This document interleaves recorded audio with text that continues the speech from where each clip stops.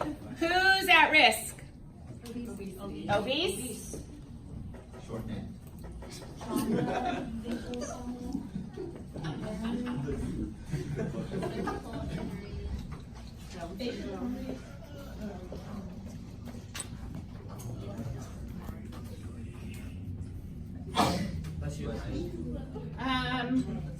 So facial deformities, genetics. So what do you guys see falls under here?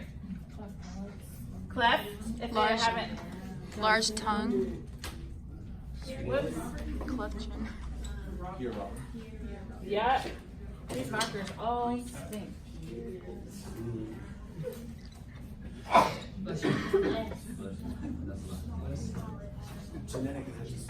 And then there's another one. It's yeah, treacher, right? Yep. Treacher. Thank you. Treacher, like preacher with a T. And then Down syndrome. Oh, okay. They've all got super short jaws.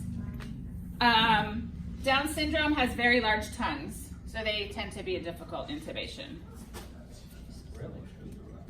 What else? Trauma? No. Down syndrome? I can't either. Oh my gosh. Maybe some kind of trauma. Swelling. Epiglottitis. They can't open their mouth. Hmm.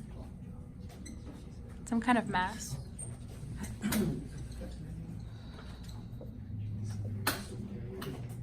So just some instructions. That's a good list.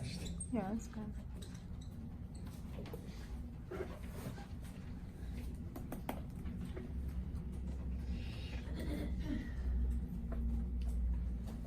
I had a patient the other day, and a horse stepped on her jaw. And what? A horse stepped on her jaw. Oh my gosh, that sounds awful. So they had to wire her mouth shut and nasally intubate her. Oh my gosh. Yeah. That just sounds so bad. Yeah. So everybody's here but Jeremy, right? Today? Yeah? Raj? Where's Raj? What's that about? He wasn't doing well. Okay, so these are people that are at high risk for a difficult airway. It doesn't mean they're going to have one. It just means their risk is going to be high to have one. And one thing I always preface this with is, obviously, the majority of the time that we are intubating patients, it's an emergency situation. You haven't had a lot of time to examine the patient ahead of time. Obviously, if they're coming in for surgery or something like that, and we can really get a thorough history and physical on the patient, then anesthesia has got the time and the ability to watch for these kind of things and know about it when they're coming in. But the thing that you guys need to understand is, even though we're going to be intubating in mostly emergency situations, it's still things that can be very quickly looked at in your patient. If your patient's got a jaw that's set way back or very short jawline, they can't open their mouth, they have huge necks, they have swelling, or you can't open your mouth, you're going to have trouble intubating that patient. And so you can still quickly assess that while you're getting your patient ready. Because the other thing you have to think about is, if you sedate and paralyze this patient and you can't get them intubated, there's also a chance you can't bag them. So if you get them sedated and paralyzed, you can't get them intubated, and now you can't bag them, and now they're not breathing. Now it's become a life-threatening emergency. What do you do? So you have to be really aware. Well, that's what we're going to talk about today. How about that? What do you do? Okay. Worst case scenario, they get a crike. Cricothyroidotomy, but that's of course not the best case scenario. So we're going to talk about some of the things that we're going to look at to evaluate our patient's airway. Let's see what we got here. So here's the Malin potty. It's going to be part of our lemon assessment that you guys have on your slicks. What you're doing is having the patient open their mouth and stick out their tongue and looking into the back of the airway and see what you can see. So now, while you're all curious to what your neighbor's mouth looks like, True. check out your neighbor's Malin potties. Я не люблю рот. Yep.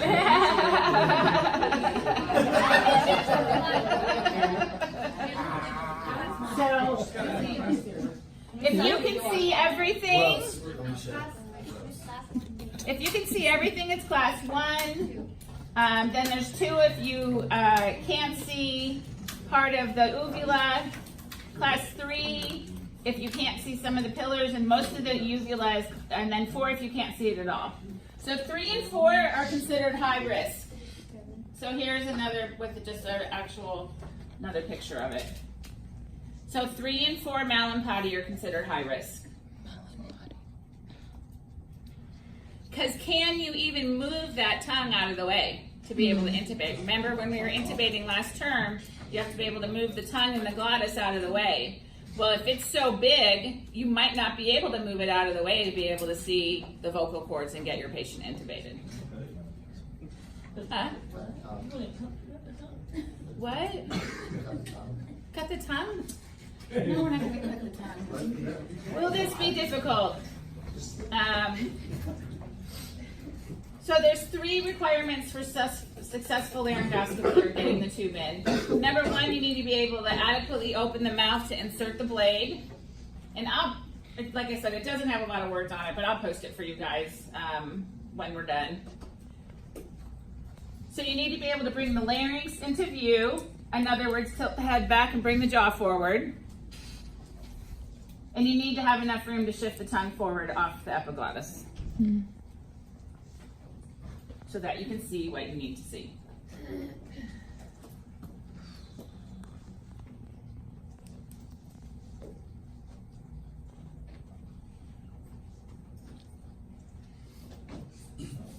So here's our lemon. So we're gonna look at our patient, look externally. That's where we would see a lot of these things that maybe we've talked about. What does the patient look like? Is there obstruction? What about, the other person I forgot to, not only with trauma, what could they have on that would make them a difficult airway? C-collar. C-collar. Because with the C-collar, and you're worried about a C-spine injury, remember, we can't move the neck in the head tilt, chin lift position, so we have to do the jaw thrust, which can be hard to do if you have to stand like this. And you're literally, you almost have to have something to put your hands on. So a lot of times you're gonna move your patient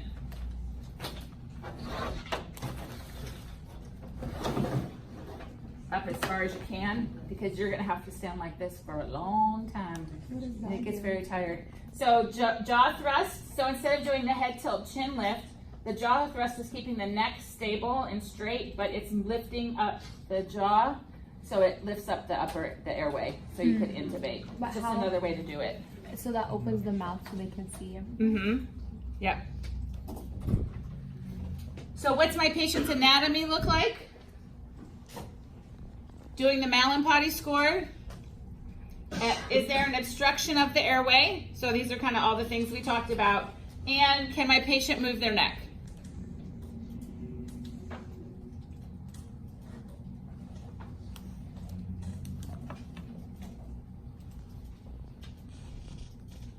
So, other thing too, I think we went over this during our presentations. Remember the 3-3-2 rule? So can you put 3 fingers in the patient's mouth? Or could you if you're not actually gonna put your fingers in their mouth, but open their mouth, can 3 fingers go in? You okay? Okay. 3 fingers underneath here, and then 2 fingers here. That helps tell you there's enough width and area to move the tongue and the glottis out of the way. So the A part is the inner incisor distance. So that's doing this one. The hyoid mentum distance. Oh, sorry. This is the first one, then this one, and then this one. Right here. Like almost the bottom to like your Adam's apple. That's about where you're going, just to give you an eye. 3-3-2 rule, that's what this is. 3-3-2 rule. You don't need to memorize the names of everything, but you do need to know it's 3, open the mouth, 3 here, 2 here.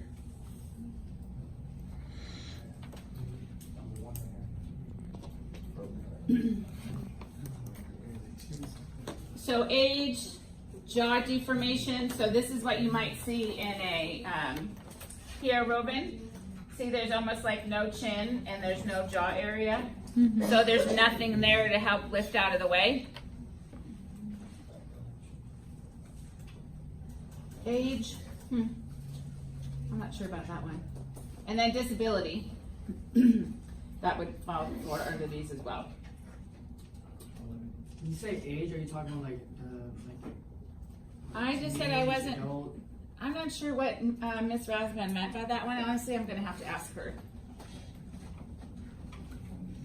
I'm just sitting here because there's gonna be a video here in a minute I need to be able to play for you. And would you be able to, if you have time, to post this onto the?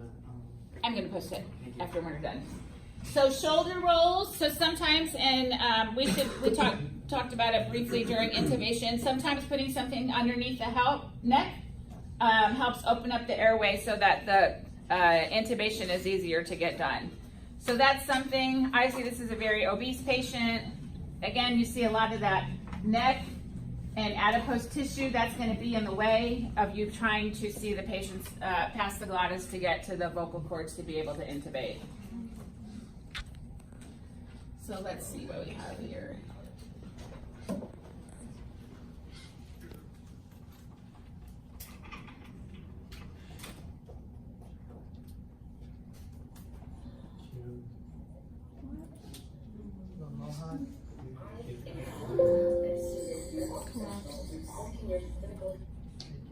Look at that baby. So this is tracheomalacia, which is a narrowing of the airway.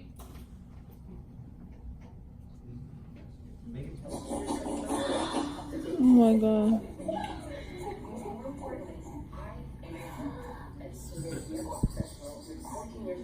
We see it a lot of times in premature babies because the airway collapses because it's not supported enough.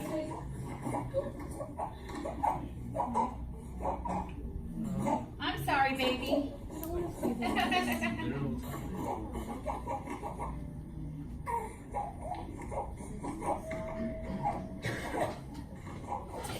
A lot, yeah. And we're like, what are you waiting for? Yeah. So if you can hear that there's difficulty with air movement, obviously, you know there's something going on in the airway and maybe that's going to cause a problem for when I'm trying to intubate. Most babies with tracheomalacia actually end up getting trachs because their airway and their trachea and the cartilage is still too soft and it tends to collapse a lot, and that's what causes the narrowing, and so they have to have a trach in until they can either add support to the cartilage, which they can do, and or the baby outgrows it. So they actually started doing it so cool. Now that they have the 3D printers, they actually started making a trachea that will fit somebody, and they print it, and then they're able to go in surgically and implant that into the patient, and it actually grows in kind of like a stent, and it ends up growing in with the tissue, and so then that cures the tracheomalacia. Wow. Yeah, Casey. What causes an adult to get tracheomalacia? Tracheomalacia in adults is usually a result of prolonged intubation and trach patients. Unless there's just something, some people just get it just because. There's no reason whatsoever. So those patients would either need to have an airway stent put in or would have to be trached as well. And then here is the other one.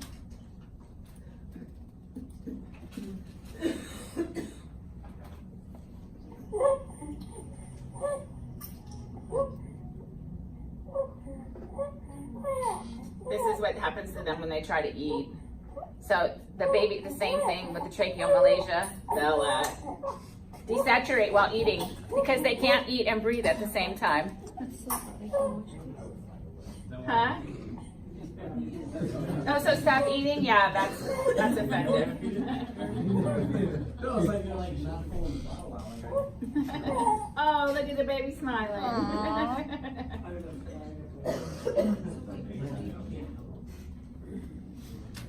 Okay, so